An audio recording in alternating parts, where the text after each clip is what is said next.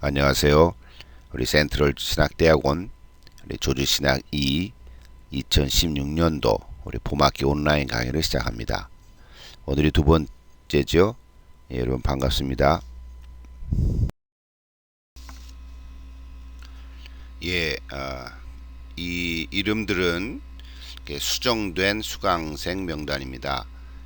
지난주에 15분이 등록을 하셨는데 한 주간 사이에 4분이 더 추가로 되었습니다. 근데 특별히 그 임원식님은 사실 지난 학기에 조신학 1을 강의 저와 함께 했는데 어떻게 그 수강 신청하는 과정에서 학교 행정적으로 그 오류가 있었는지 이번에 늦게 이름이 왔습니다. 그 외에 19분 중에 지난 학기 12분이 저랑 같이 공부를 했고요. 이번 학기에 7분이 새로 왔습니다. 여러분들 안재수님, 최애리님, 또 김대현님, 그 다음에 아래로 쭉 내려오셔서 이종수님, 지은옥님, 박선영, 그리고 노혜라님 이렇게 7분이 이번 학기 처음으로 저랑 같이 공부를 하게 됐는데요. 또 반갑고요. 다시금 또 인사를 드립니다. 여러분 다 자기소개서를 이제 써서 이렇게 자기소개서란에 올려놓았는데 아직 그 5분이 안 내신 것 같아요. 제가 보니까. 그리고 지은옥님은 아직 무들 사용이 이렇게 허락이 안 돼서 제 이메일로 보내왔습니다. 그래서 그거를 제가 무들에 있는 자기소개서란에다가 그 지은옥님의 소개를 이렇게 띄워놨습니다. 여러분 보시고요. 또 서로 또 안부도 전하시고 또 격려도 해주시고 그러면 좋은 것 같습니다. 아직 자기소개서 올리지 않은 분은 이제 속히 올려주시면 좋을 것 같고요. 어쨌든 여러분 일일이 다 이렇게 소개를 할 시간은 없지만 또 서로 또 격려도 해주시고 제가 보니까 이미 몇 학기를 하신 분들도 계시고 이번 학기에 처음으로 오신 분도 계시더라고요. 두 분이 첫 학기인데 조지신학 2를 또 이렇게 강의를 듣게 됐어요. 그래서 조지신학 1도 아니고 그래서 그분들은 더 어려울 수 있겠다 생각이 들긴 하는데 일단 책이 있으니까 맨 앞부분 제 1장이라도 좀 읽어보시고요. 신학의 과제. 그래서 이 책이 어떻게 쓰여졌는가, 또 밀리어리가 누군가, 뭐 이런 전체 목차도 좀 들러보시고요.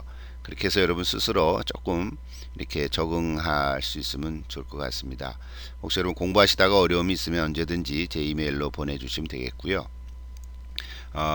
그리고 또 뭐 이렇게 해야 할 일들이 좀 있지 않습니까? 과제물들이 좀 여러 번 있는데 실러버스에 다 안내를 했습니다만, 그러니까 일단 제때 제출을 하면 점수를 잘 받을 수가 있습니다. 또 여러분 학점도 신경을 써야 되겠고 또 뭐 신경 안 쓰는 분도 계시긴 하겠지만 그래도 공부를 하는 거니까 또 과제물을 또 제출하셔야 되니까 그래서 여러분이 너무 어렵다고 생각하지 마시고요. 어렵다는 게 결국 뭐냐면 책을 이제 처음 보거나 또 이 용어들이 좀 낯설고 그런 거 아니겠습니까? 그래서 좀 익숙해지면 이런 얘기구나 하고 될 텐데 한 3번 정도를 읽으시면 될 것 같아요. 아이고 시간이 없습니다 하는 분도 계시겠지만 뭐 어떡합니까? 그래도 한번 같이 공부를 해 가야 되는 거니까 처음 읽을 때는 이런 얘기구나 이렇게 이해가 될 거고 두 번 읽으면은 이해되는 부분이 이제 눈으로 들어올 거고요.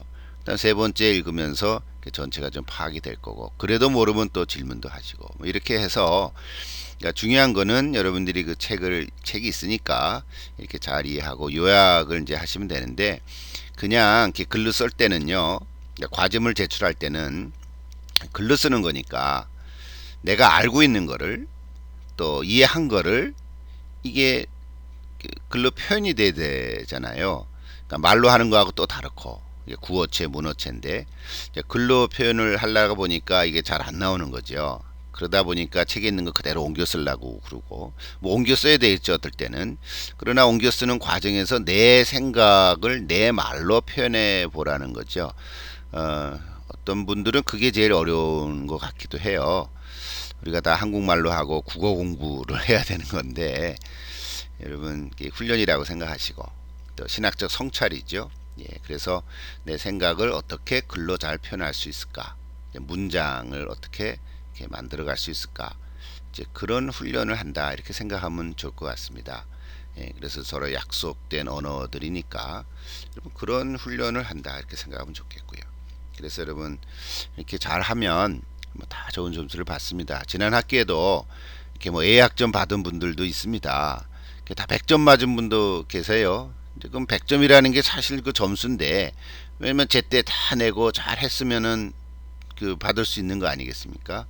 혹 그렇지 못한 분들도 계시는데 예, 그러니까 이건 제가 사람을 보고 이렇게 학점을 주지는 않거든요. 이제 그분이 쓴 그 글 또 과제물 성실하게 했는가 이제 이런 거거든요, 사실은. 예, 그래서 어, 그 제가 얘기했나요? 지난번에 그 임원식님은 출산을 하셨어요. 지금 아기가 2개월 됐다고 제가 들었는데 자, 얼마나 귀엽겠어요. 예, 아기 사진도 한번 하나 올려 보십시오. 그러니까 또 아기를 낳라 또 키울라 가정생활 할라 얼마나 바쁘겠어요. 예, 그래서 이렇게 열심히 해주신 거 감사한데, 그러니까 여러분이 과제물을 제출을 해야 되죠, 그죠? 과제물을 안 내면 뭐 어떻게 그 점수를 줄 수가 없잖아요. 예, 그래서 여러분이 이렇게 하여튼 가능하면 이렇게 제때에 꼭 제출하면 좋겠습니다. 혹시 무슨 상황이 있으면 항상 미리 알려주시고요. 제가 이번에는 꼭 이렇게 좀 며칠 늦겠습니다. 이렇게 얘기하시고 이렇게 제출하면 다 좋은 그런 학점과 또 점수가 또 어떤 재미가 있으리라고 생각을 합니다. 예, 하여튼 여러분 이렇게 소개를 이렇게 드립니다.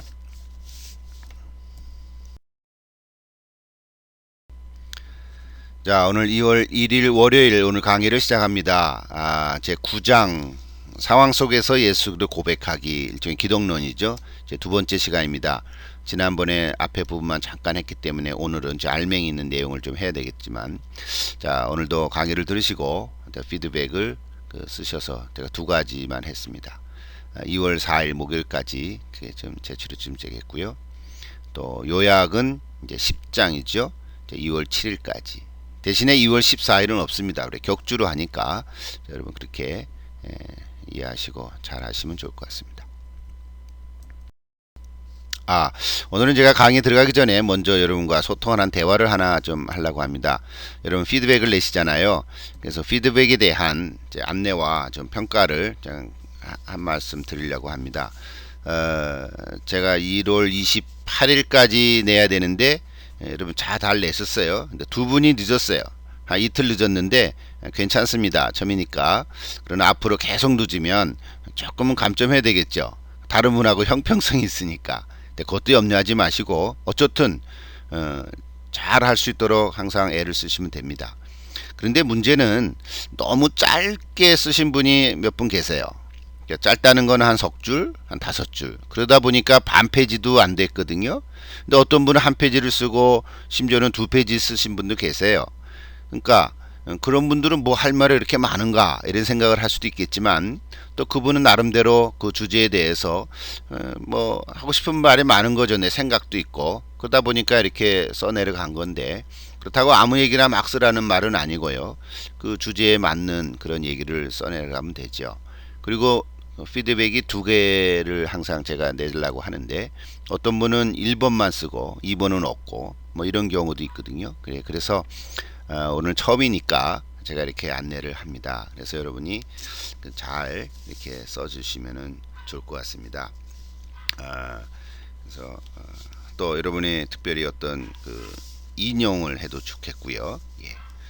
그 다음에 두 번째는 요약이죠. 예. 요약문은 이제 앞으로 이번에는 6번에 걸쳐서 하게 될 것 같은데, 자, 요약문은 이제 어제죠. 주일날 저녁까지 다 내는 건데, 그래서 제가 그걸 다 좀 이렇게 읽어봤습니다. 그래서 지금 오늘은 조금 늦게 이렇게 강의가 됐습니다만, 이것도 18분 중에 13분이 내셨어요. 지은홍님은 따로 제 이메일로 보니까 결국은 14명이 됐는데, 무들에 올려온 분이 13분이거든요. 그러니까 아직 5분이 안 내셨어요. 그러니까 2분은 아직 무들이 허락이 안 돼서 냈고, 3분은 아직 연락이 없고, 자, 15분이 냈는데, 제가 하나씩 다 읽어봤거든요. 참 좋습니다. 일단 요약을 할 때는 3가지 요점으로 쓰라 그러셨죠. 첫째, 요약, 비판, 적용. 그러니까 요약은 이미 책에 다 있으니까 그걸 다 쓸라 그러면 또 한 페이지 갖고 안 되잖아요. 한두 페이지 갖고 안 되거든요. 뭐 책이 있는 건데 그래서 어떤 핵심 지금 이 저자 밀리오리가 이 주제에 대해서 썼던 얘기들이 핵심이 뭐냐 그렇게 해서 쓰면서 좀 구체적으로 핵심만 해도 한 줄만 쓰라는 건 아니죠. 그래서 조금 더 몇 줄 더 쓰면서 핵심이 이거다. 그 다음에 중요한 것은 여러분 스스로 그 내용을 좀 비판하라는 거예요. 비판이라 그래서 뭐 부정적으로 얘기하는 게 아니라 요런 점이 참 좋다. 요런 점은 잘 이해가 안 된다. 내가 동의하고 싶지 않다. 왜 동의하고 싶지 않은가. 뭐 그런 포인트를 좀 몇 가지 써보라는 거죠. 그렇지 않습니까? 우리가 뭐 여러분도 다 썼습니다마는 신학이라는 자체가 항상 변화되는 거고 신학은 그 신학자의 그 생각의 결과물이잖아요. 우리가 100% 동의하는 건 아니거든요. 그러니까 어떤 부분이 참 좋다. 나랑 생각이 같네. 뭐 이럴 수 있고. 근데 어떤 면에서 같다. 요건 좀 부족하다. 뭐 이런 얘기들을 여러분 생각하는 거를 성찰해 가면서 그걸 글로 좀 표현해 보라는 거죠. 쉽기도 하고 어렵기도 하겠죠. 근데 자꾸 한번 해보십시오. 그다음 적용은 이제 실제로 여러분의 삶의 현장에서 혹시 교회를 섬기고 있다거나 아니면 여러분 일상생활 속에서도 그런 얘기들을 이렇게 하면 참 좋죠. 예를 들면 어떤 분인데 제가 이름은 뭐 서로 얘기해도 되겠죠. 그래서 우리 성지영님은 여성인데 하나님 관점에서 여성을 볼 줄 아는 눈이 참 필요하다. 이런 얘기를 썼어요. 얼마나 좋습니까? 가부장 제도가 아니라 그래서 밀려이르 마지막에 그런 얘기 했잖아요. 가부장제의 비움이라는 단어를 썼는데 동의한다 이렇게 썼어요. 뭐 저는 남자지만 저도 동의하고 싶거든요. 우리 한국에 그 유교적인 문화가 있었기 때문에 그 성경적인 가치관이 많이 없자 말이죠. 이런 것들을 여러분 이렇게 쓰시면 좋을 것 같습니다. 또 어떤 안승환님은 복음의 보편성은 가해자에게, 복음의 특수성은 피해자에게 적용하는 그 강한 그 뭐죠, 그 강약의 논리죠, 힘의 논리를 우리 기독교 또 그 기독론은 과감히 거부해야 된다. 뭐 이런 문장들을 썼어요. 참 좋지 않습니까? 그래서 어쨌든 여러 가지로 제가 일일이 다 얘기할 수 없습니다만, 그래서 상황 신학을 우리가 이해할 수 있지만 여러분 다 동의하는 건 아니지 않습니까? 이건 다 우리가 공통된 그 평가일 거고요. 그래서 균형을 맞춰가자. 뭐 어쨌든 쉽지 않은 장일 수도 있고요. 그래서 또 제가 여러분 그 요약을 읽으면서 저도 이거 좋다 이렇게 했던 거가 뭐냐면, 결국은 남미 해방 신학은 남미 사람들이 얘기하고 흑인 신학은 흑인들이 얘기하고 여성 신학은 여성들이 얘기하는 거다. 그러니까 자기들만의 모습이다. 그거 맞잖아요. 그럼 우리는 우리들의 얘기를 해야 된다. 그럼 우리는 한국 사람이니까 한국 신학을 얘기해야 되나? 뭐 이런 얘기도 하죠. 그 책에도 이제 나오겠지만 오늘 또 강의도 하겠지만, 그러면 저는 뭘 생각도 했냐면 그럼 앞으로 동성애 신학도 나올까? 이런 생각을 했어요. 동성애자들 입장에서 자기들의 얘기를 하면 동성애 신학 이런 것도 말 붙이면 될 거 아니에요. 근데 과연 그것이 우리가 얘기하는 보편적인 또 복음에 입각한 성경의 가치관에 입각한 정말 기독교 신학이라고 말할 수 있을까? 뭐 이런 거 우리가 논쟁할 수 있고 그러지 않겠습니까? 자, 예를 들어서 얘기하는 것이죠. 자, 우리가 어떤 면에서 그들의 입장을 다 이해할 수는 있지만 그러나 동의하지는 않을 수도 있고요. 뭐 여러 가지로 우리가 얘기할 수 있습니다. 우리 이민 신학도 있을 수 있고 나그네 신학 뭐 이런 얘기할 수 있죠. 그러니까 한국적 상황도 있을 수 있고, 뭐 어떤 분은 또 그 조영란님은 또 요리에 또 적용한 것도 좋아요. 그것도 참 인상 있었어요. 자, 여러분 전도할 때 또 하나님의 사랑의 마음을 가져야 되겠다. 뭐 이런 것도 좋겠고요. 또 김대현님 같은 경우는 유스를 아마 섬기는가 봐요. 그래서 중고등부를 이렇게 하다 보니까 요즘 문화적 접근이라는 미명하에 또 열리는 행사들이 뭐 이벤트성이 있고 과연 그게 복음적인가 뭐 이런 좀 염려가 돼 우려스러운 그런 글을 썼더라고요. 그것도 참 그렇겠다 생각을 해요. 저도 옛날에 중고등부 한국에서 했었지만 또 그때는 또 상황이 달랐으니까요. 근데 요즘 우리 미국에 와서 또 미국 문화 속에 또 우리의 자녀들은 또 2세 1.5세니까 이게 미국을 또 같이 가야 되니까 뭐 바이링구를 하니까 참 그런 문장도 참 좋죠. 필요하고 문화의 옷을 입어야 하는 건 사실인데 과연 이것이 어떻게 복음적이 될까? 이렇게 질문만 남겼더라고요. 그러면 또 하나 더 물고 그러면 어떤 의견이 있습니까? 당신은 어떻게 생각합니까? What's your idea? 뭐 이렇게 물어볼 수 있죠. 자, 이게 사실은 온라인 강의니까 우리 클래스에 있으면 여러분들이 이거와 서로 대화도 하고 토론도 하고 뭐 이렇게 해서 또 우리 한 시간 보내도 참 좋은 강의가 되고 또 여러분 스스로 배우고 또 이렇게 유익이 될 수 있을 텐데, 온라인 강의다 보니까 또 이런 피드백을 제출하시고 요약을 했는데 그냥 숙제한다 이렇게 생각하지 말고, 그래서 제가 이번에는 좀 시간을 조금 줄여서라도 여러분이 피드백과 요약한 것에 대해서 뭐 항상 할 수는 없겠지만 이제 필요하면 이렇게 한두 마디 제가 여러분과 대화하는 의미에서 좀 같이 얘기를 나누려고 합니다. 오늘은 처음이니까, 그래서 앞으로 여러분이 피드백을 쓸 때도 또 요약을 하실 때도 가능하면 우리 책에 있는 것들을 쓰라는 의미가 아니라 책에 있는 내용은 이렇게 옮겨서 쓰지만 동시에 내 자신의 생각, 성찰한 이야기들 또는 실제 나의 삶 속에 또 교회 현장 속에 또 내 가정과 또 지나가는 어떤 과거 속에 또 좋은 이해가 있거나 또는 내가 적용을 하고 싶거나 또는 문제 의식이 있거나 이런 이야기들을 여러분들이 좀 표현해 보면 또 제가 그걸 읽고 또 같이 대화를 나누면 참 좋을 것 같습니다. 어쨌든 여러분 잘 하셨는데요. 자, 앞으로 더 잘 하셔서 자, 우리가 재밌는 그런 우리 공부가 되면 좋을 것 같습니다. 오늘은 이렇게 좀 앞에 서론을 얘기하느라고 시간을 벌써 한 10여 분 썼는데요. 뭐 괜찮습니다. 여러분 같이 이렇게 이야기를 하면 좋겠네요.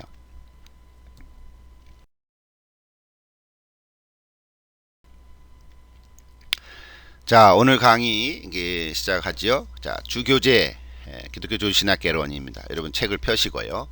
자, 우리 9장 상황 속에서 예수 그리스도 고백하기입니다. 지난 시간에 복음의 특수성과 또 보편성에 대해서 잠깐 언급을 했고요. 또 여러분 또 피드백을 잘 해주셔서 감사드립니다.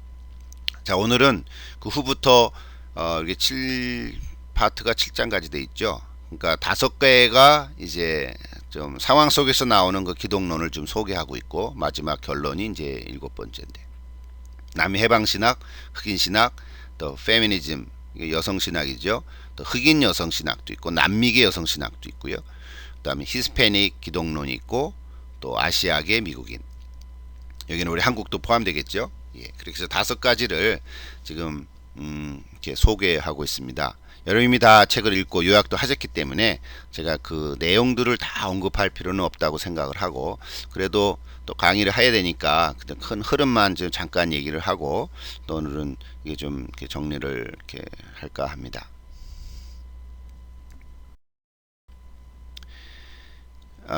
좀 복습? 예, 여러분 피드백에 대한 피드백. 제가 아까 좀 언급을 했죠. 예, 복음의 특수성과 보편성. 뭐 이런 얘기 이제 했고, 오늘은 5가지 상황적 기도론을 소개합니다. 그래서 제가 이렇게 좀 질문 던졌어요. 자, 요거 하나 여러분 피드백 하나 쓰는 얘기인데, 첫째 뭐냐면 이 5가지 중에서 여러분 어떤 기독론에 관심을 갖게 됐습니까? 난 2개가 있습니다. 2개 중에서 하나를 고르십시오. 예, 한번 생각을 해보십시오. 난 흑인신학에 관심이 있습니다. 라든지 또 여성신학에 관심이 있습니다. 라든지 또 우리 아시아 관심이 있다. 이렇게 여러 가지 중에서 하나를 한번 생각해 보시고요. 그 이유가 뭘까 생각하시고, 또 그 신학의 그 상황적인 그 신학의 기독론을 주장하는 그 대표자들이 이제 서교에 나오는데 좀 이렇게 한번 적어 볼 수 있겠습니까? 그냥 흘러 지나가지 마시고 요런 분들이 요 신학을 주장했구나. 그 하나 이거 이름들을 알아가는 거죠. 우리가 뭐 그 학자들을 다 동의하는 건 아니지만 요런 신학에 이런 사람들이 그 얘기를 많이 했구나. 또 더 한 걸음 나아가서는 그 사람이 쓴 책을 또 구해서 읽어볼 수도 있고요. 또 번역된 거는 더 좋겠지만 없으면 영어로 된 거라도 한 부분이라도 여러분 인터넷에 많이 나오니까, 예. 그래서 그 대표자들 중에서 한 명을 택해서 그런 사람이 어떤 사람인가, 여러분 인터넷 이름 쳐보면 다 나오거든요. 예. 그래서 어떤 사람인지, 지금 살았는지 죽었는지, 주조가 뭔지, 핵심 사상이 뭔지 이런 거 좀 대충 나온다고요. 그래서 그런 걸 이렇게 공부하는 거예요. 그래서 여러분이 본인이 택한 그 상황적 기독론의 핵심은 무엇인가, 뭐 이런 질문들을 여러분 스스로 이렇게 하면서 이렇게 책을 읽어가면은 훨씬 도움이 되겠고요. 또 저도 강의를 이제 그렇게 좀 진행을 하려고 합니다. 자, 한 가지씩 한번 살펴보겠습니다. 자, 첫째는 남미 해방 신학이죠. 자, 남미 해방 신학은 우리가 많이 이렇게 들어왔습니다.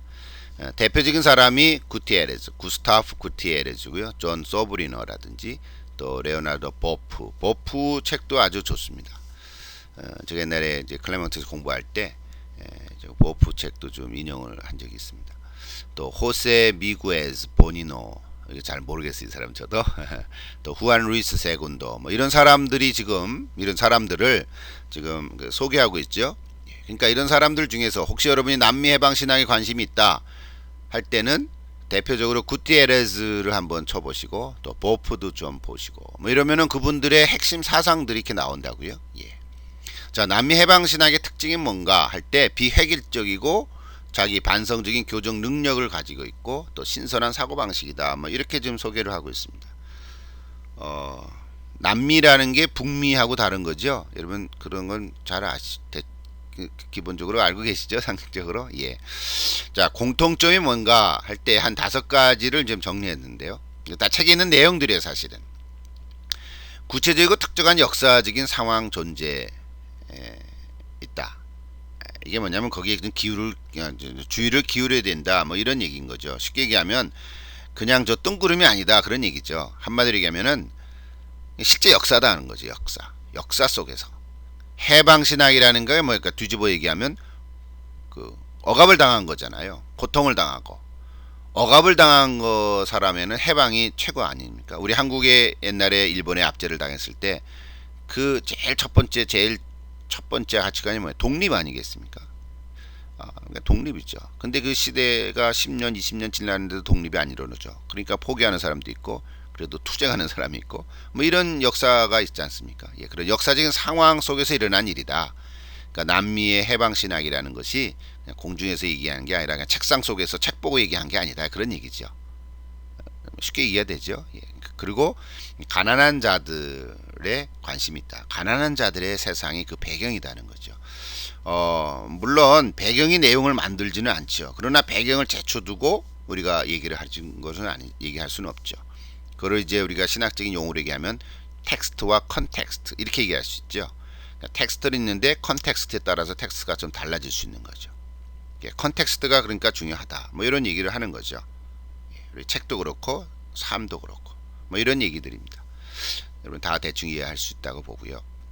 그래서 이 남미 해방 신학의 독특한 표현 하나가 뭐냐면 아래로부터의 기독론이다. 뭐 이 얘기를 합니다.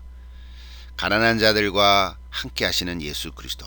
이 성경 본문이 많잖아요. 복음서를 보면 죄인들, 가난한 자들, 뭐 그 세리들, 창녀들, 이런 사람, 귀신 들린 자들, 이런 사람들하고 예수님이 함께 하셨잖아요. 그래서 심지어는 죄인들의 친구다 이런 별명을 가지게 될 정도로. 그래서 여기 남미 해방 신학의 특징 중에 하나가 공통점 중에 하나가 아래로부터의 기독론이다. 뭐 이런 얘기들을 지금 하고 있습니다. 또 개인적 차원과 정치적 차원을 그래서 다 포함하는 구원이다. 자, 구원은 개인 영혼이 구원이다. 그건 뭐 맞잖아요. 틀린 얘기 아니잖아요. 그러나 이 남미 해방 신학의 입장에서 보면 야, 개인 영혼만 달랑 구원하고 실제는 내 삶을 아무렇게 해도 되겠느냐? 질문을 하는 거죠. 우리가 답변을 해야 될 텐데. 예. 그래서 우리는 이제 하나님의 나라의 얘기를 이제 주제로 얘기를 할 때에 하나님의 통치를 얘기하는 거죠. 그래서 개인적인 차원과 이건 꼭 정치라고 표현했는데 정치라 해서 꼭 폴리틱을 얘기한다기보다도요. 개인 차원과 그런 구조적인, 사회적인, 공동체적인 뭐 이런 것들을 다 포함하는 그래서 전인적인 구원이다. 이런 말도 하죠. 뭐 개인 구원과 사회 구원의 주제가 여기서 나올 수도 있겠지만 그건 조금 다른 측면이고 윤리학적에서도 얘기할 수 있겠고요. 그래서 사실은 구원이라는 단어는 사회 구원 이렇게 말은 하지는 않죠. 개인이 구원하는 거고 사회는 개혁한다, 뭐 이렇게 변혁을 한다. 이렇게 윤리학적에서는 또 얘기를 하기도 합니다. 이렇게 얘기하면 시간이 많이 부족할 텐데 어쨌든요. 예, 여러분이 충분히 다 이해할 수 있으라고 보고 어쨌든 첫 주제니까 제가 이렇게 말씀을 드립니다. 또 십자가와 부활에 대한 독특한 해석들이 있죠. 예, 거기 몇 페이지 나옵니까? 342페이지도 벌써 넘어갔어요. 예. 342페이지에 가보면 남미의 기독론은 그리스도의 십자가와 부활을 독특하게 해석한다. 예. 십자가가 그냥 하나님의 뭐라 그럴까요? 어떤 섭리와 그 구속적인 뜻에서 된 게 아니라 좀 요즘 말로 우리 뜻으로 얘기하면 자승자박이다. 그런 표현이라고 말할 수 있죠. 무슨 얘기냐면 예수님이 그때 당시에 꺼리끼는 그 유대인들 또 바리새인들 대제사장들 특별히 그들의 자존심을 상하고 뭐 그런 성경 구절들이 참 많이 나오잖아요. 결국은 그들이 예수님을 죽이려고 유대인들이 늘 이렇게 호심탐탐 노리고 있었던 거 아니겠습니까? 그러니까 그 결과로 초래한 것이다. 이렇게 얘기를 하는 거예요. 여러분 동의할 수 있겠어요? 뭐 충분히 일리는 있을 수 있는 얘기잖아요. 그 유대인들이 이렇게 질문했잖아요. 뭐 앞뒤 얘기 다 빼고 얘기를 해야 되겠죠. 어, 네가 나이가 몇이냐 말이죠. 그랬더니 뭐 앞뒤 얘기를 다 해야 됐나? 예. 예수님이 그 성전을 이게 40년 지어서 만드는 그 헤롯 성전인데 이거 허물라 그럼 내가 3일 만에 다 짓겠다 그런 얘기 했잖아요. 도대체 네가 나이가 몇인데 이거를 3일 만에 짓겠냐? 그때는 우리가 예수 그리스도의 부활을 상징하는 얘기가 우리가 충분히 알고 있잖아요. 해석적으로. 네가 나이가 몇이냐? 이거 아브라함을 보았느냐 그랬더니 예수님 뭐라 그러셨어요? 내가 아브라함이 있기 이전부터 있었다. 그게 맞잖아요. 예수님은 창조 때부터 계셨잖아요. 삼위일체 하나님으로서. 근데 이 사람들이 이해를 못하는 거 아니겠습니까? 십자가와 부활에 대한. 그래서 돌로 쳐서 죽이려고 한 거 아니겠어요? 자기네들은 아브라함이 믿음의 조상인데 아브라함부터 먼저 했었다 그러니까 정신 나갔다 그런 거죠. 미쳤다라고 표현한 거 아니겠어요? 자, 이런 얘기들을 우리가 충분히 성경에서 우리가 알 수 있는 건데, 자, 이런 얘기들을 이제 남미 신학 하시는 분들은 예수님의 그 메시지가 오히려 십자가를 지게 했다. 그렇게 얘기하는 거죠. 맞는 거죠. 근데 하나님께서는 그러니까 우리가 고백하는 것은 그 삶의 현장은 그런 얘기들이 사실 맞는데 하나님께서는 그 모든 것을 다 합력했다기보다 하나님께서 다 인도하셔서 섭리하셔서 십자가에서 달려 돌아가시게 하는 그래서 하나님의 의를 구하고 구원의 길을 여는 이게 이제 복음이잖아요. 예, 그래서 이제 우리는 그렇게 해석을 할 수 있죠. 근데 이 사람들은 이제 그걸 강조하는 거죠. 어떤 면에서 강조하는 거죠. 그래서 뭐냐면 불의에 대한 저항을 이제 좀 강조하고 주장하는 거죠. 또 역사 속에서 또 그런 얘기를 또 십자가 전쟁도 일어나고요. 십자가 뭐 이런 얘기들을 좀 합니다. 부활에 대해서도 마찬가지고요. 자, 그런 얘기 책에 있으니까 여러분 다시 읽어보면 정리가 될 수 있으라고 봅니다. 또 한 가지 더 있죠. 그리스도에 대한 지식은 삶의 실천과 연결되어야 된다. 이게 프락시스트라 그러죠. 마치 그 뭐죠 공산주의 마르크스 사상처럼 이게 정치 뭐 철학적으로 보면은 정치 철학, 그러니까 사회 철학 뭐 이런 부분에서 많이 얘기를 합니다. 이론과 실천 얘기할 때 그냥 practice가 아니고 do라고 하고 그런 단어를 praxis라고 그러죠. 예, 여러분 혹시 이미 아시는 분들이 있겠지만 어쨌든 그래서 이 남미 해방 신학의 초점이 뭐냐면 예수님은 많이 알면 뭐하냐 너 행동이 없는데 이렇게 비판을 하는 거죠. 그래서 따름은 알의 전제 조건이다. 예, 이런 얘기까지도 할 수 있습니다. 그래서 예수를 따르는 것이 예수를 아는 것의 전제 조건이다. 그러니까 실천이 이제 중요하다. 실천을 많이 강조하고 있는 거죠. 그래서 해방 신학에 대한 이야기들을 우리가 충분히 좀 이해할 수 있고요. 여기 뭐 몇 페이지 한 4, 5페이지 이렇게 소개를 한 거기 때문에 그냥 소개하는 거예요. 지금 우리가 이 책을 왜 공부합니까? 지금 기독교 조직신학 개론이잖아요. 개론이면서 기독론을 우리가 지난 8장에서 얘기했고 그건 전통적인 기독론에서부터 좀 우리에게 인사이트를 주고 있는 부분이 있는데 이제 9장에 와서는 기독론이 서구 신학에만 머물러 있으면 안 된다. 그런 얘기를 좀 하려고 하는 거고요. 현재 제3세계 신학들 중에서도 기독론의 이야기가 있다. 뭐 이런 얘기를 좀 이렇게 소개하고 우리의 눈을 좀 넓혀 주려고 하는 거죠. 자, 이제 거기에도 이제 우리가 비판이 있고요. 또 뭐 동의할 수 없는 부분도 많이 있겠죠. 그래서 이제 여러분이 비판적인 연구도 있죠. 이상주의로 흐르는 경향이 있다. 이 땅에 유토피아가 이룰 수 없는 거죠. 하나님의 나라 신학으로 볼 땐 저는 하나님의 나라 신학의 그 주제를 갖고 있는데 already not yet 이게 틀이거든요. 예. 오셨다. 그러나 아직 오지 않았다. 근데 이 사람들은 이상주의로 흘러가니까 그게서 될 수 없는 거죠. 예. 폭력으로 될 수 없는 거죠. 예. 또 마르크스적인 분석에 과도하게 의존하고 있다. 뭐 이런 부분도 있죠. 또 아래로부터의 기독론이 과연 타당한가? 또 인종과 성의 문제에 대한 목소리를 충분히 기울이지 않았다.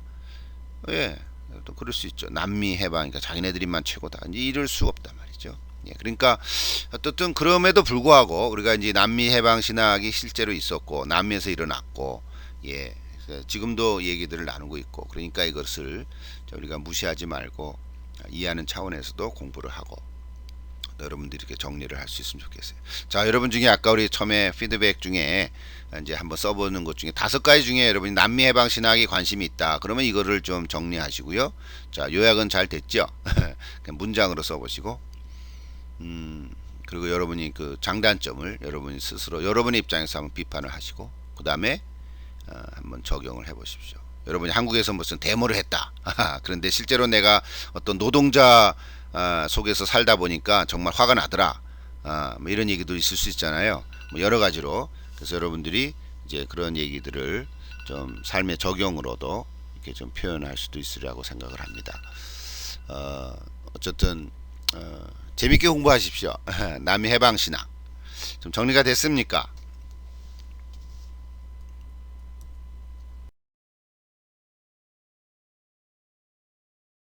두 번째는 흑인 신학입니다. 자, 우리는 흑인이 아니죠. 그러나 우리 흑인 친구도 있을 수 있고요. 여러분 흑인을 만나보면 손이 따뜻합니다. 부드럽습니다. 여성 손같이 더 부드러울 수 있어요. 겉엔 검은데 손바닥은 우리 똑같거든요. 자, 근데 여기서 말하는 흑인 신학은 아프리카계 미국인 신학이죠. 예, 미국에 있는 아프리카 사람들이 지금 주장하는 흑인 신학입니다. 자, 그래서 북미의 우리 북미 미국과 캐나다를 얘기하는데 첨단에 있는 상황 신학이다. 이제 이런 얘기를 시작하죠. 마틴 루터 킹을 알죠. 우리 공휴일이기도 하고 1월 달에 또 말콤 X라고 여러분 얘기 들어보셨죠? 예. 아마 우리 한국 사람에게는 저도 옛날에 본 적이 있습니다만, 여러분 쿤타 킨테를 압니까? 들어보셨죠?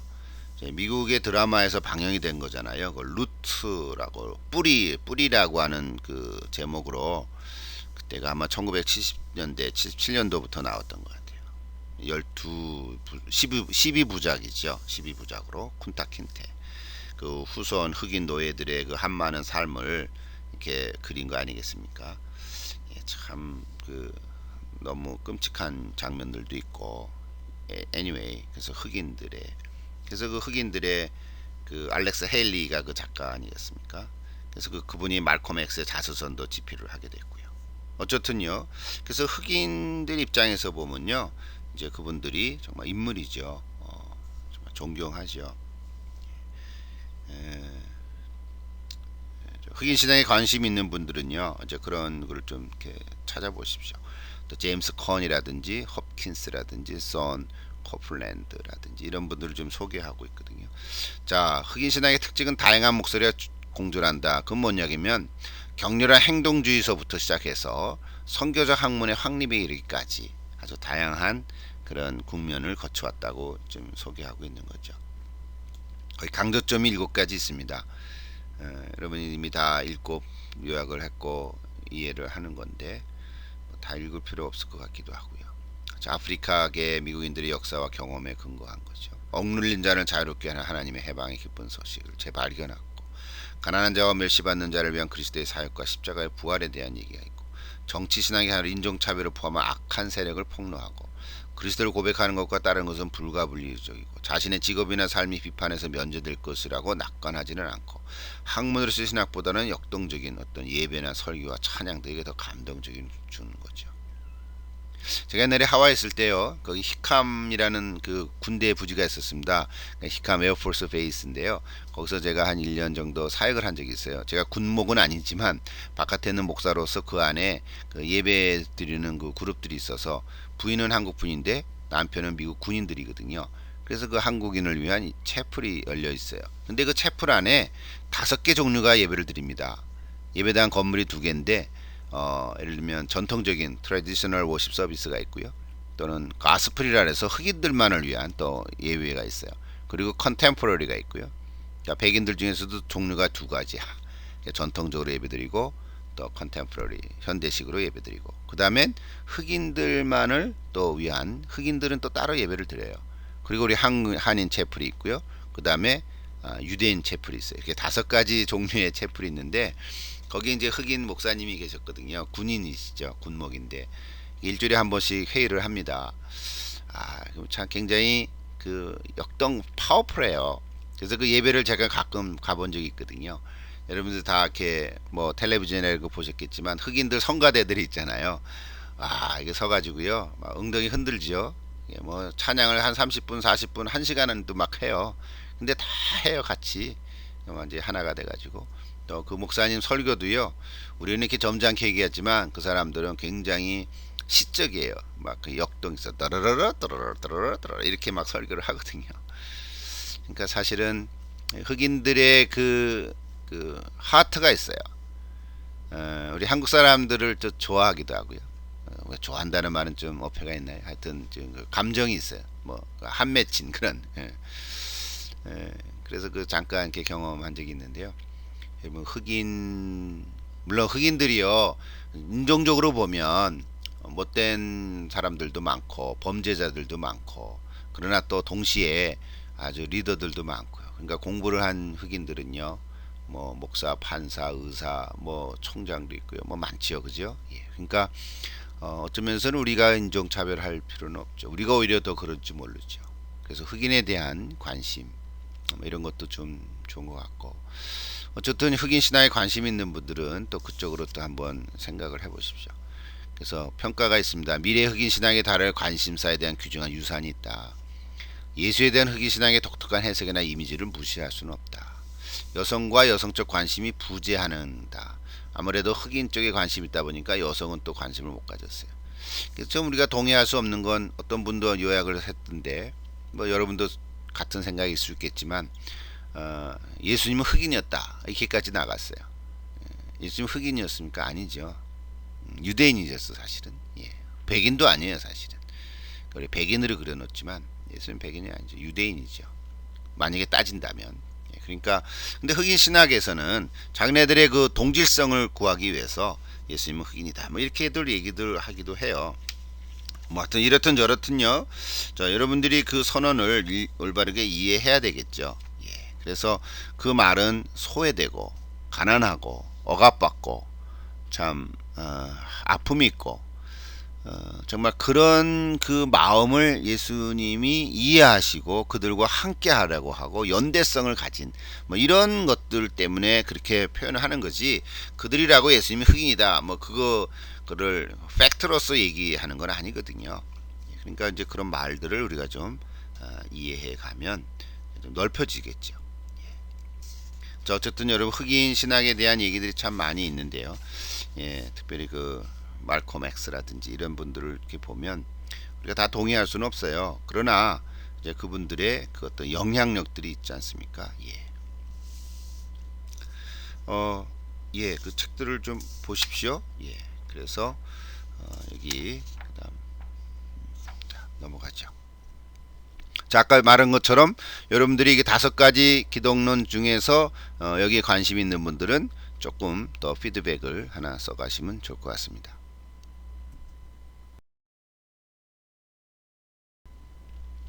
세 번째, 페미니즘, 흑인 페미니즘, 또 남미계 페미니즘, 여성 신학이죠. 페미니즘 신학, 가장 영향력 있는 신학 중에 하나다 그랬는데, 요즘은 여성분들이 여성 신학을 많이 하기도 해요.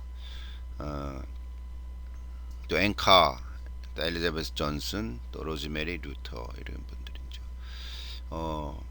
아직도 여성 신학 좀 뭐죠? 여성은 공부를 해도 목사 안수를 허락하지 않는 교단도 있고요, 교파도 있죠.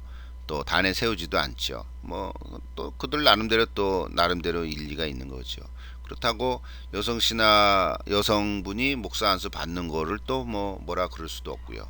뭐 이제 시대적인 흐름인데, 이렇든 저렇든 뭐 성경적인 근거를 얘기도 하고요. 뭐 나름대로 다 얘기를 합니다.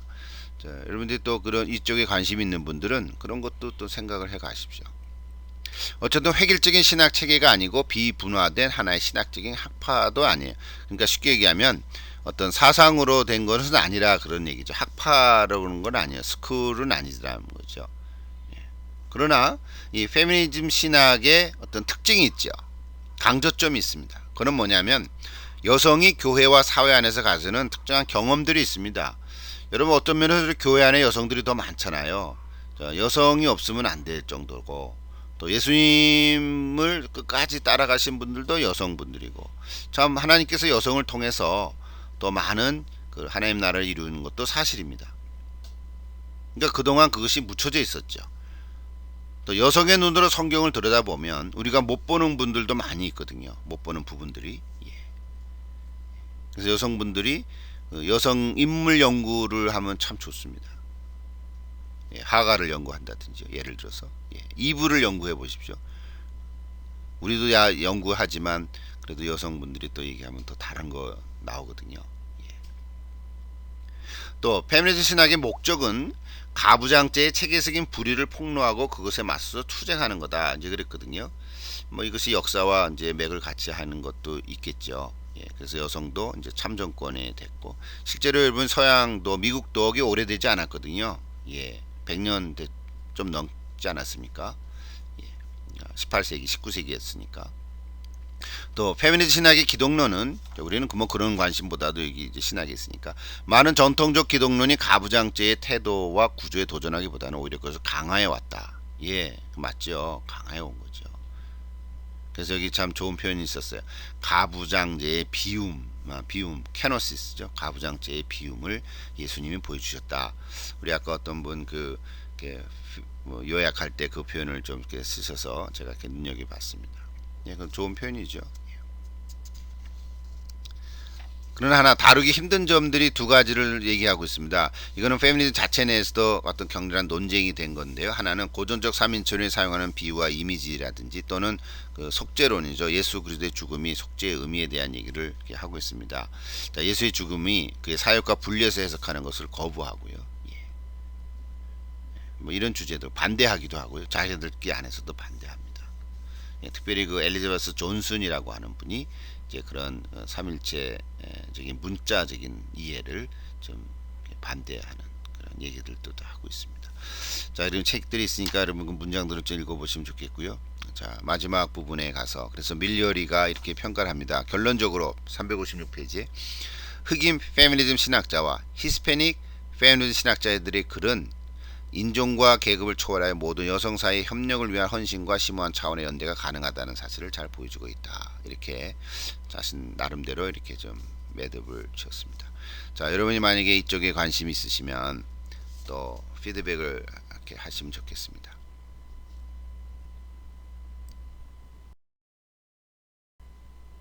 네 번째는 히스패닉 기독론입니다. 자, 히스패닉 잘 아시죠? 북미의 히스패닉 또는 라틴계 사람들이 겪은 차별의 경험과 투쟁의 역사를 이야기하고 있습니다.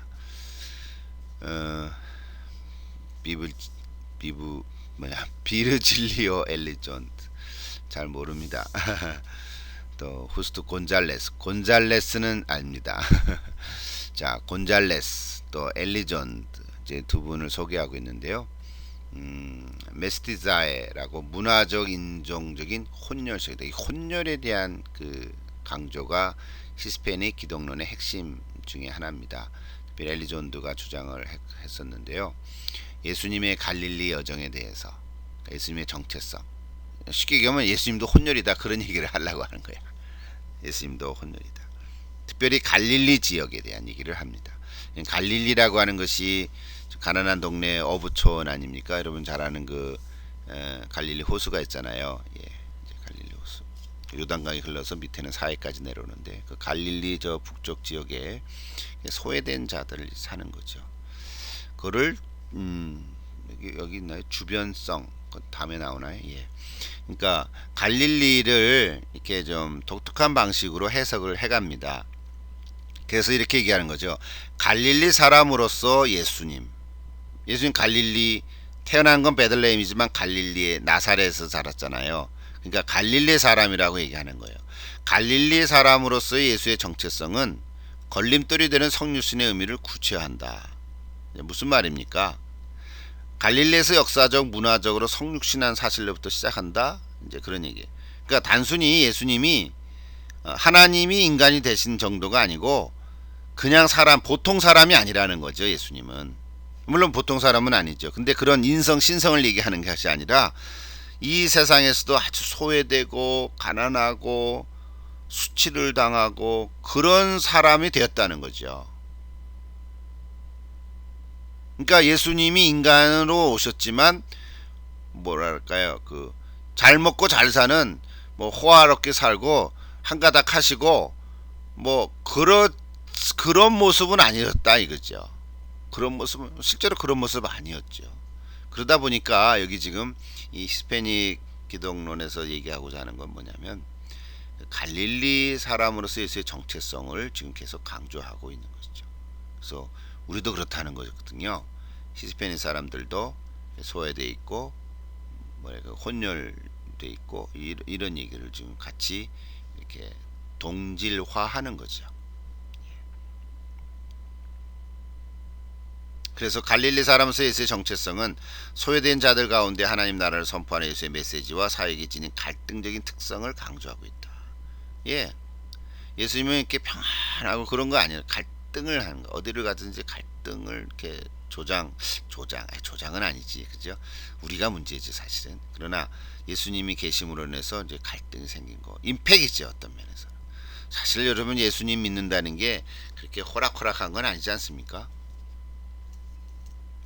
예수 믿고 산다는 게 그냥 일상에서 편하고 잘 먹고 잘 이런 거는 아니지 않습니까?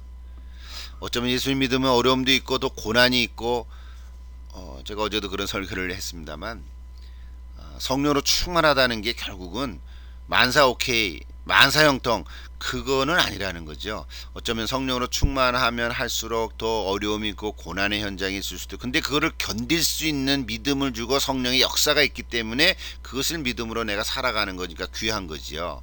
근데 그런 거 힘들면 그 다음에는 아유 안 할래 이렇게 될 수도 있단 말이죠. 그러니까 오늘 우리가 예수 믿고 산다가는 게 사실은 지금 이 히스패닉 기독론에서 얘기하고자 하는 것이 전혀 틀린 얘기는 아닌 거예요. 예수님의 갈릴리 정체성 이런 단어들 참 귀하지 않습니까? 예. 그래서 그것이 결국은 십자가에서 절정에 나타났다. 이제 이런 얘기, 죽음으로 나타났다. 이제 그런 얘기.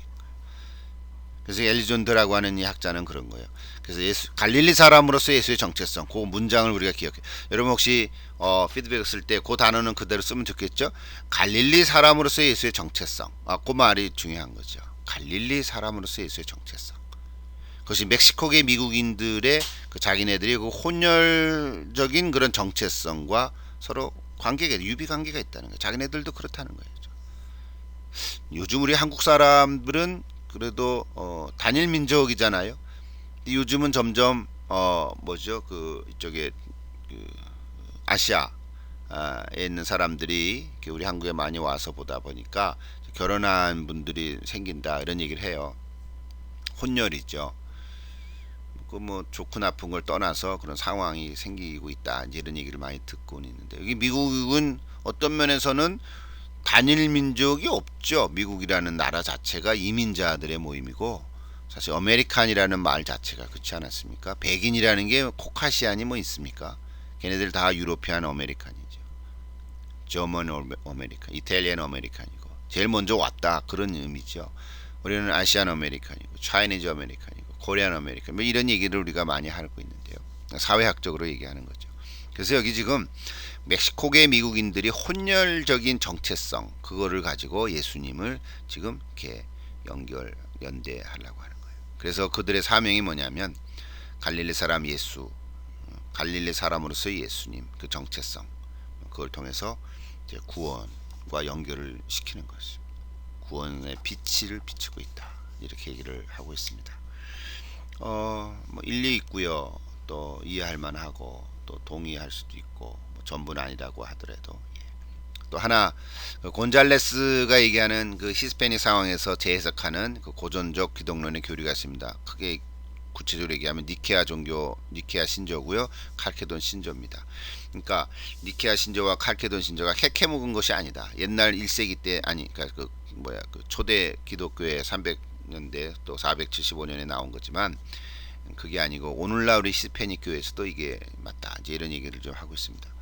그걸 지금 강의로 다 얘기 안 해도 여러분 이해할 수 있겠죠. 특히 그 콘스탄티누스화가 뭘까? 이런 한번 설명해 보십시오. 현대판 가연설이 또 뭘까? 가연설 자체는 뭔지 아시죠? 이게 도케티즘이라고 하는데 예수님이 십자가에 달렸을 때 그 예수님이 신이지 인간은 아니다. 그런 얘기. 환상을 보는 거다. 헛개비 보는 거다. 그런 얘기를 가연설이라 그러잖아요. 근데 건살레스가 비판하는 거 현대판 가연설이 있습니다. 그래서 이제 그런 표현들을 그게 362페이지에 나오는데 그 글을 읽어보면 충분히 이해됩니다. 어쨌든요, 이 히스패닉 기독론 이것도 좀 우리가 좀 이해할 만하고요. 또 알고 있을 때 우리의 마음이 넓어지고 그들을 만약에 혹시 우리 친구 중에 아는 사람이 있을 때 그들에게 이야기하고 접근해 갈 수 있습니다. 그라시아 뭐 이러면서 얘기하면 되죠. 예. 자, 여러분 피드백 한번 해보십시오. 마지막 아시아계 미국인 기독론 우리도 속한 아시아 최근에 나온 상황 신학 중에 하나다 이런 얘기를 하죠. 자, 특징은 다양한 문화적인 언어적 배경을 지닌 거죠. 우리 동양이니까. 그래서 동양과 서양 문화의 어떤 그 복합적인 교차 지점이 있다. 동서양의 만남이죠. 참 이 동양이라고 하는 게 사실은 중국인데요. 중국 문화인데 중국의 그 영향을 벗어나기가 어렵지 않습니까? 우리 한국 역사는 중국 역사의 그 그늘 아래 있다. 뭐 이렇게도 얘기하는 사람이 있는데 사실 뭐 반드시 그렇다고 볼 수는 없겠고 어쨌든 우리 나름대로의 독특성이 있죠. 어쨌든 중국은 대륙인 건 사실이죠. 그래서 동양과 서양. 그러면 서양 사람들이 그 한자 배우려면 얼마나 어려운지 몰라요. 글이죠. 글이죠. 예. 우리도 글이지만. 그래서 동양과 서양. 그래서 아시안 아메리칸. 셀러지가 있다. 여러분 이런 말 처음 듣는 분도 계시겠지만 중요한 것 중에 하나입니다. 그래서 한국계 미국인, 일본계 미국인, 대만계 미국인, 베트남계 미국인. 베트남계 미국인 피터파는 로만 캐톨릭 신학자 중에 하나인데요. 자, 이분들을 소개하고 있습니다. 여기서 다 얘기 안 해도 될 만하고 여러분 책을 보면 되겠고 또 케빈 바크, 또 고스케 고야마, 또 송천성, 또 피터판 뭐 이런 사람들의 얘기를 지금 잠깐 소개하고 있습니다. 그래서 한마디로 전체적으로 얘기하면 뭐냐면요, 주변성 신학이다 이렇게도 얘기한다. 매지널이죠. 마지널리티 신학이다. 그 이상현 교수님은 지금 사실 프린스턴의 조지신학 교수입니다. 지금은 은퇴하셨겠죠. 은퇴했죠. 사실은 이상현 교수님은 한국 분이신데 프린스턴에 오랫동안 조지신학 교수로 있었습니다. 이분 밀리어리가 오히려 같은 시대 거의 연도로 보면은 비슷한 시대에 같이 강의를 하실 수도 있습니다. 자, 우리 문화적 통찰 한의 개념이 있죠. 한 우리 실제로 한입니다. 우리 한국 사람이 말하는 한 매칭할 때 한. 저는 상담을 했기 때문에 상담학에서도요 이 한이라는 단어를 씁니다. 정이라는 단어를 쓰거든. 정. 그러니까 정이요 좀 옆으로 삐져나온 얘기인데 정이라는 단어가 단순히 love가 아니거든요. 그때 우리 같이 얘기할 때 우리는 미운 정도 있습니다. 그럼 얘네들 이해를 못해요. 야, 미운 정이 뭐냐? love면 love지. hate love? 미운 정이 있다 말이죠. 우리는 곤정, 미운정, 사랑은 없어도 정 들어서 살잖아요. 뭐 이런 얘기도 막 하잖아요. 그러니까 정이라는 단어가 굉장히 독특한 우리 한국말에 갖고 있는 어떤 정서예요. 그러니까 또 affection, 뭐 emotion 그런 거하고 또 다른 거잖아요. 정. 여러분 정을 뭐라고 표현하겠어요? 예를 들어서 우리 상담학 쪽에서 그게 이미 공식적으로 이렇게 이야기가 되고 있습니다. 한도요. 한도 얘기를 되고 있고. 예. 그래서 우리 한국 사람의 그런 문화적 통찰들이 있습니다. 화병이라는 거 있잖아요. 화병. 화병은 한국 사람이 갖고 있는 그 우라병이거든요. 근데 지금 그것이 의학계에서는요 정식으로 병명이 되어 있습니다. 등록이 됐습니다. 화병 그대로 씁니다. 그냥 앵거라고 안 하고요. 그냥 영어로 HWA 이렇게 화병 이렇게 나옵니다. 확 sickness 이렇게 디지즈 중에 하나예요. 자, 그럴 정도로 이제 한국의 이런 한정 이런 화병 뭐 이런 말들이요 이제 이 미국 안에서도요, 신학교 안에서도 그대로 이해하고요. 처음에는 몰랐죠. 그러나 이제 많은 우리 선배들이 또 저도 소개를 하고 얘기를 하고 그러면서 이제 알고 있습니다. 정형경 이분은 우리 이대 교수 중에 하나였죠. 옛날에 뭐 이렇게 한풀이 춤도 추고 뭐 그랬었는데요. 우리가 동의 안 할 수 있고 여러분에 맡기지만 가부장 제도의 그 폭력에 대해서 무조건 순종할 수 않는다. 그거는 순종이 아니다. 뭐 이렇게 얘기해서 너 할 수 있어야 된다. 뭐 이런 얘기도 하고요. 뭐 여러 가지 얘기들이 많이 있습니다.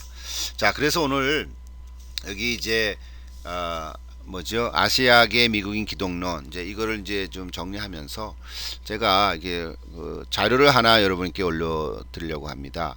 그 최태영 교수가 쓴 우리 한국적 신학에 대한 글이 하나 있습니다. 그래서 그거를 PDF로 이렇게 정리된 게 있어서 그걸 놓으려고 하거든요. 그래서 여러분들이 그 글을 좀 읽어보시고 또 하나 좀 정리를 할 수 있으면 좋겠어요. 그러니까 이 밀려리는 지금 아시아계 기독론이라 그래가지고 아시아계 미국인 기독론이라 그래서 여러 나라들 특히 아시아, 동남아시아, 한국, 일본, 대만, 베트남 이런 분들 소개하고 나름대로 그 핵심 하나 이렇게 소개하는 거잖아요.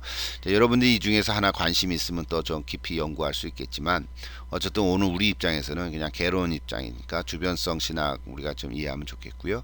그래서 이 부분에 관심 있으면 그것에 대해서 좀 읽고 피드백 쓰시면 좋을 것 같아요.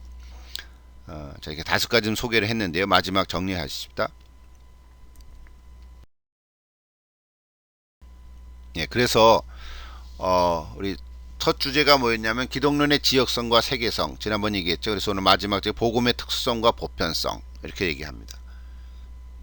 기독론의 지역성과 세계성, 복음의 특수성, 보편성 같이 연결돼 있죠. 자, 이런 상황에서 언급되는 다양한 기독론에 대해 우리는 당황스럽기도 하고 혼란스럽고 심지어는 무시하고 거부해버리고 싶기도 할 것이다. 그리고 친숙한 전통적인 견해로 되돌아가고 싶어 할 것이다.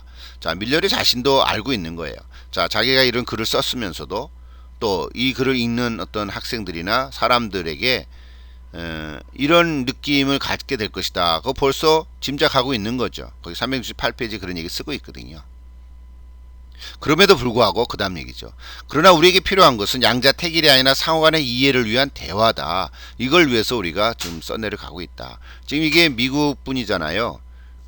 좀 프리스톤에서 쓰는 책인데 지금 이 정도로 좀 남미나 흑인이나 여성이나 또 히스패닉이나 아시아나 그런 데 관심을 갖고 있다는 거죠. 그렇다고 뭐 이렇게 통합하려고 하는 그런 막 이렇게 하나로 만들어 가려고 하는 뭐 종교를 하나로 만들어 가려고 하는 무슨 로마 캐톨릭의 입장은 아닌 거예요.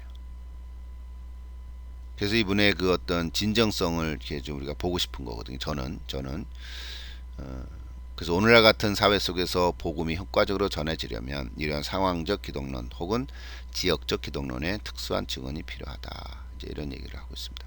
혹시 여러분 우리 중에 선교사님들 계시잖아요. 선교사 했던 분들도 계시고 제가 보니까 다는 모르지만 우리 우인견 선교사님도 계시고 또 누구예요? 저기 이스라엘에 계셨던 우리 정환일 분도 계시고 그래서 여러분이 이런 분들은 참 이게 상황의 문화가 다르고 인종이 다르고 그런 데서 이렇게 지내다 오셨던 분들이기 때문에 충분히 이해될 수 있고요. 선교 현장에서는요. 예. 그래서 뭐 선교적 뭐 교회 이런 얘기 좀 많이 하고 있습니다. 그래서요. 이와 같은 입장에 대해서 우리는 다 전부 동의할 수는 없을 수도 있다. 예, 괜찮지만 다원주의적 입장 요건 또 우리가 좀 비판해야 되지 않겠습니까? 다 좋다 이건 아니잖아요. 너도 옳고 나도 옳다. 다원주의는요 너도 옳고 나도 옳다 이런 거거든요. 상대주의적인 거든. 상대적 다원주의인데 저는 그런 건 또 아니에요. 그죠? 여러분도 어떤지 모르겠지만 상대적 다원주의 너도 옳고 나도 옳다. 저는 그렇게 말하고 싶진 않아요. 어떤 그 고리는 있겠지만 예, 그래서요 오늘날 우리 기독론의 상황적 관심사와 에큐메널적인 관심사를 결합하고자 한다면 적어도 아래 2가지 원리에 주목할 필요가 있다. 그 저자가 주장하고 있죠. 첫째는 에큐메니컬 신학에서 모든 노력은 상황적 신학에 대해 진정으로 개방적이겠다. 일단은 열려 놓아야 되겠죠. 여러분 이것이 복음 신앙하고 헷갈리면 안 되죠. 예. 두 번째, 지역적 신학은 자신만의 상황 속에서 그 상황에 대해서 말할 뿐만 아니라 전 세계의 그리스도인 공동체 상황에서도 발언하는 데 진정한 관심을 가져야 한다. 예, 그렇죠. 예. 개방적이 돼야 돼요. 저 우리 유혜리 분도 우리 선교했던 분이잖아요. 예. 또 우리 어디에요? 그 YM에도 계시고. 자, 이런 분들을 보면 이게 참 넓거든요, 마음이. 예. 그러니까 그 관점이 넓단 말이에요. 왜? 선교 현장에 있기 때문에. 자, 마지막 372에서 372페이지 보십시다. 여러분 마지막 문단은 꼭 읽어보십시오. 마음에 와닿을 때까지 여러분 읽어보십시오. 이렇게 썼는데, 자, 물론 이것은 쉬운 과제가 아닙니다. 우리 밀려리도 이렇게 쓰고 있습니다. 쉬운 과제는 아닙니다. 하지만 교회의 임무와 신학의 과제 안에서 쉬운 것을 기대할 수는 없는 법입니다. 자, 칼 라너, 역사 신학자죠. 칼 라너에 따르면 칼케돈 신조는 기독론적 성찰의 끝이 아니라 중대한 출발점이다. 신학은 항상 움직이고 항상 자기 교종을 수행한다. 다르게 표현하자면 칼바트가 말한 대로 기독교 신앙의 교리는 교회 신앙 고백이 임시적으로 중지하게 된 지점일 뿐이다. 신학의 과제는 시작점에서부터 몇 번이고 되풀이해서 시작함으로써 이해를 추구하는 신앙의 여정을 지속하는 것이다. 신학의 시작점은 살아계신 주 예수 그리스도이시다. 예, 요건 아멘이죠. 성경은 예수 그리스도를 이야기하고 성령은 그 이야기에 생기를 불어넣으며 교회의 신앙 규범은 그것을 요약하고 신실한 그리스도인들은 서로 다른 시간과 공간 속에서 상이한 문화적 언어로 그것을 다시 말하고 있다. 예. 오늘 이제 이 9장을 마치면서 여러분 어떤 생각을 갖고 계셨는지, 또 어떤 생각을 이렇게 새롭게 하게 됐는지, 또 어떻게 뭐가 넓혀졌는지, 어떤 은혜가 있는지, 뭔가 어떤 도움이 됐는지, 뭐 이런 여러 가지 입장들이 있겠는데, 자, 여러분 피드백을 쓰시면서 그걸 잘 이렇게 글로 표현해 볼 수 있으면 좋겠습니다. 피드백 질문 두 가지입니다. 하나는 지금까지 얘기한 거예요. 자, 5가지 상황적 기독론 중에서 한 가지를 택하셔 보십시오. 특히 관심을 가지고 있는 것이 무엇인지, 그 이유가 무엇인지, 그리고 여러분 자신의 비판과 평가를 이렇게 한 반 페이지 정도 한번 해보시면 좋겠습니다. 그리고 또 하나는 우리는 한국인이죠. 미국에 살지만 혹 미국 시민권을 가졌다 하더라도 아시아계 미국인이잖아요. 저는 사실은 코리안 아메리칸 이런 말보다는 저는 우리 아이들에게 이렇게 얘기합니다. You are, I am, 그죠? I am American. 아메리칸부터 얘기합니다. 우리는 여기서 사니까 아메리칸이 미국인이에요. 그 다음에 뭐가 더 거기 나오냐면 with a Korean heritage라는 말을 씁니다. 그러니까 한국의 유산을 갖고 있는, 한국의 피를 가진 미국인입니다. 여러분도 그렇게 말, We are American with a Korean heritage, wonderful heritage, 이렇게 말을 해보십시오. 그러니까 우리가 그냥 코리안 아메리칸 이 말보다는요. 그래서 어쨌든요, 우리는 부정할 수는 없죠. 그래서 이번 주제와 관련해서 한국적 신학의 한 예로 제가 최태영 교수의 한국 신학으로서의 온 신학을 이렇게 첨부했습니다. 한번 읽어보십시오. 아유, 지금 하는 것도 힘든데요. 불평하지 마시고요. 자, 진지한 말하고 신학 공부한다고 한번 생각해 보시고 전체 읽어보신 후에 그 여러분 생각을 한번 적어보시면 좋겠습니다. 예, 두 가지 피드백. 이미 뭐 다 한 거나 마찬가지인데요. 예, 그 한국 신학으로서의 온 신학, 온이라는 단어를 쓰고 있습니다. 예, 김명령 교수가 쓴 얘기인데 또 최태영 교수가 그걸 또 글을 썼습니다. 여러분 한번 읽어보시면 한국 신학의 흐름들을 이해할 수 있을 겁니다. 여러분이 지금 우리 CBT에서 와 계시지만 그렇다고 여러분이 침례교인들은 아니잖아요. 그런 분도 계시지만 침례교 신학을 하신 분이나 침례교인도 있을 수 있겠지만 그렇지 않은 분도 많거든요. 우리는 어떤 교파나 교단 속에 있는 건 아니란 말이에요. 어디 하나는 속해 있어서 속해 있는 거지만, 예, 그러니까 좀 큰 의미로 어떤 면에서 한국 신학이 있는가?